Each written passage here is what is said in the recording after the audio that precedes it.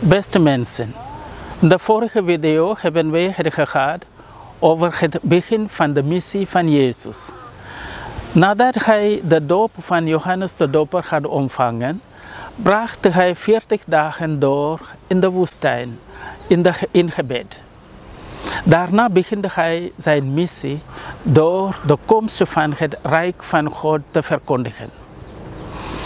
We hebben gezegd dat het Rijk van God of daden van God onder de mensen zich openbaren in de werken van Jezus, omdat hij de Zoon van God is. Vandaag bespreken wij de zending van Jezus in Galilea. Jezus brengt de meeste tijd door in Galilea. Marcus vertelt ons veel gebeurtenissen rondom het meer van Galilea. In het evangelie is deze periode in het leven van Jezus bijzonder belangrijk. Marcus toont ons de ontmoetingen van Jezus met de Farizeeërs, met de menigte in het algemeen, met de leden van zijn familie en de leerlingen.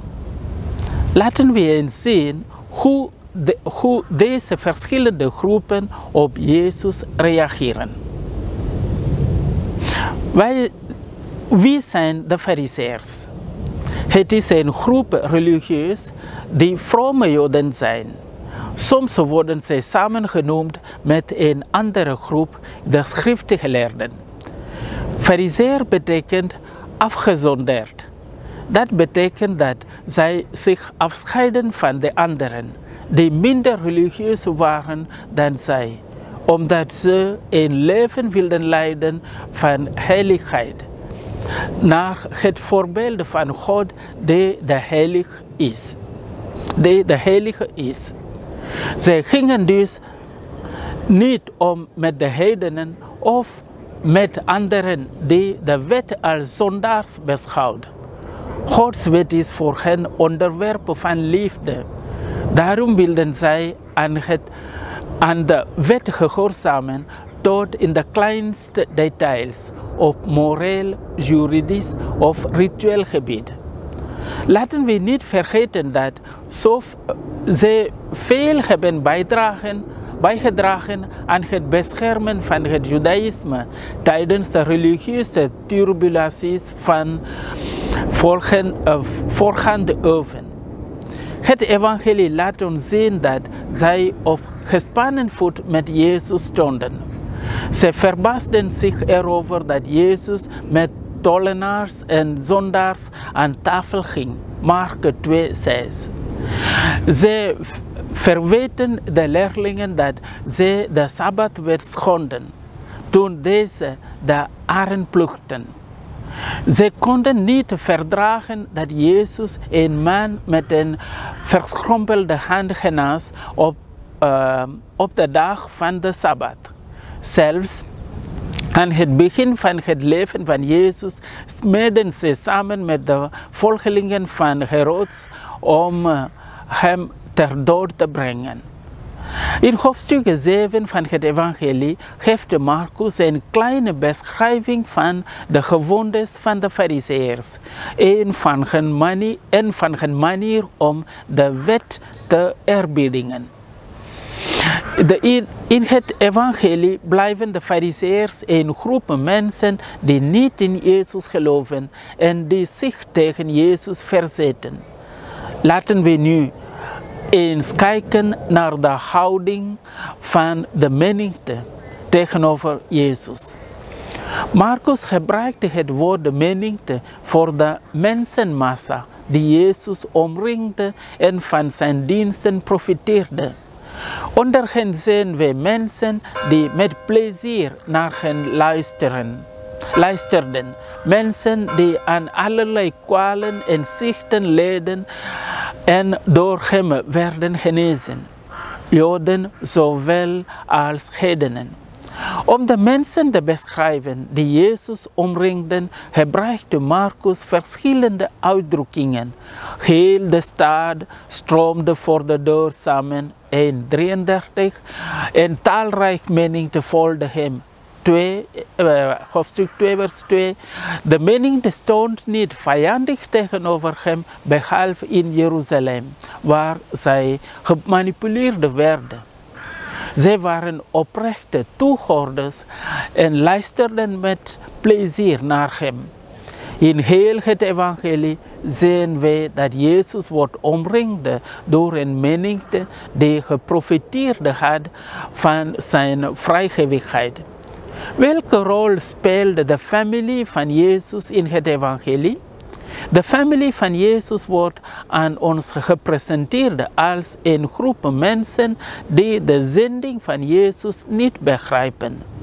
Op een dag was Jezus thuis. Er was een grote menigte om hem heen.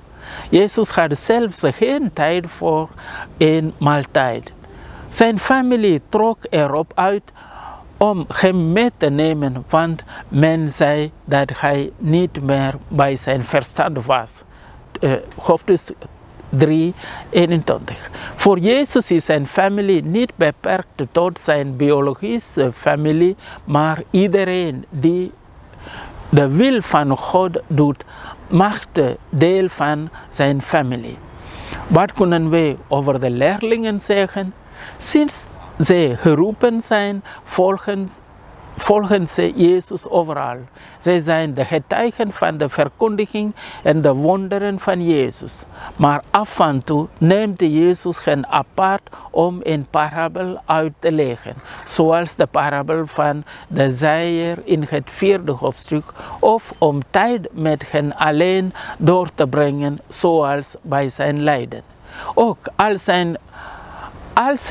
zijn getuigen van zijn wonderen, toch ontbreekt het hen aan geloof. Zij zijn niet in staat heel hun vertrouwen in Jezus te leggen. Soms gebruikt Jezus harde woorden tegen hen, omdat ze niet in hem geloven. Zo is er bijvoorbeeld Petrus, die zijn geloof beleidt in 8:29, maar die hem vertoogt.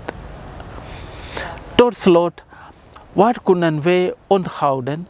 In het eerste vers van zijn evangelie heeft Marcus gezegd dat Jezus de Messias is, de Zoon van God.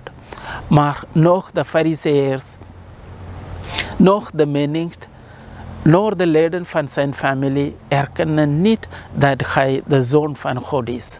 Zelfs zijn leerlingen twijfelen aan hem. Wat zouden jullie denken van iemand die 3 jaar jouw leven deelt en die tegen je zegt, ik ken je niet, ik geloof niet in je.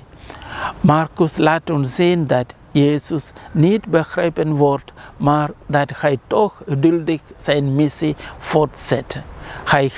Hij geeft zijn zending niet op. Was de missie van Jezus in Galilea dan een mislukking? Absoluut niet. Zijn naam ging rond in Galilea en ook daarbuiten, zozeer zelfs dat hij bijnamen kreeg.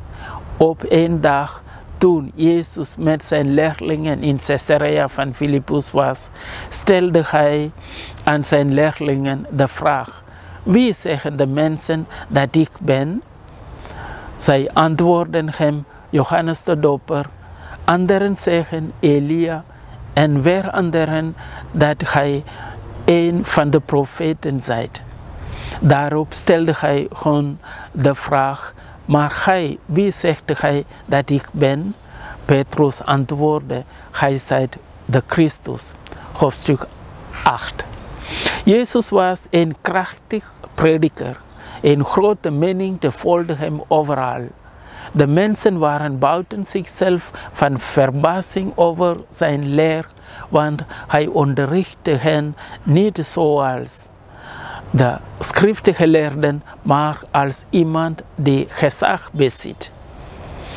Hij verrichtte wonderen die deden denken aan de profeet Elia uit het Oude Testament.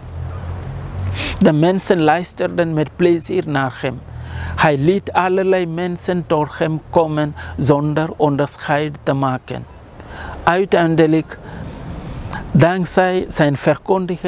verkondiging en zijn wonderen hebben de leerlingen in hem de Messias herkend die zij verwachten. Hij had een unieke manier om leider te zijn. Hij eist dat zijn leerlingen zich aan zijn persoon hechten. Hij wilde dat zijn leerlingen zijn rol als enige middelaar tussen God en de mensen erkenden. De weg van Jezus is die van een held die niet opgeeft bij tegenslagen, maar die doorgaat tot hij zijn doel heeft bereikt. Bedankt voor uw aandacht.